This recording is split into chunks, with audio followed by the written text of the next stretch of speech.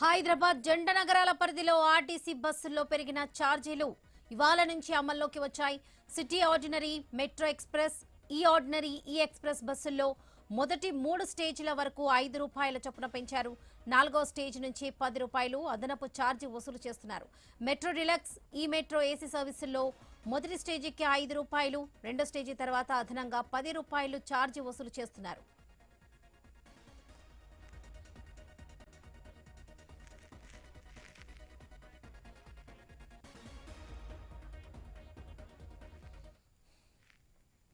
Hyderabad outer ring road లోపల రాబోయే 2 ఏళ్లలో 2800 ఎలక్ట్రిక్ బస్సులను దశల వారీగా డీజిల్ బస్సుల స్థానంలో ప్రవేశపెట్టాలని సంస్థ భావిస్తుంది. ఇందుకోసం మరో 10 డిపోలను అదనంగా ఏర్పాటు చేయాలని, వాటికి 10 ఛార్జింగ్ స్టేషన్లు అవసరమవుతాయని అధికారులు తెలిపారు.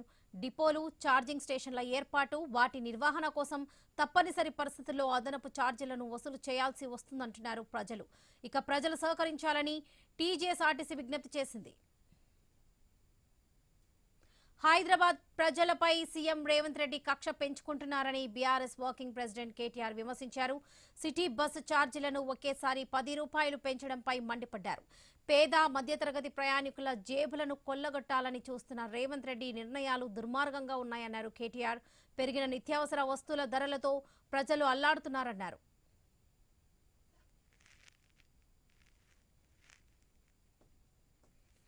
సామాన్య ప్రజలంటే ఎందుకింత కోపమని సీఎం రేవంత్ ను కల్వకుంట్ల కవిత ప్రశ్నించారు. హైదరాబాద్ లో ఆర్టీసీ ఛార్జీల పెంచడంపై మండిపడ్డారు. ఇప్పటికే సిటీ బస్ పాస్ల ధరలు భారీగా పెంచారన్నారు.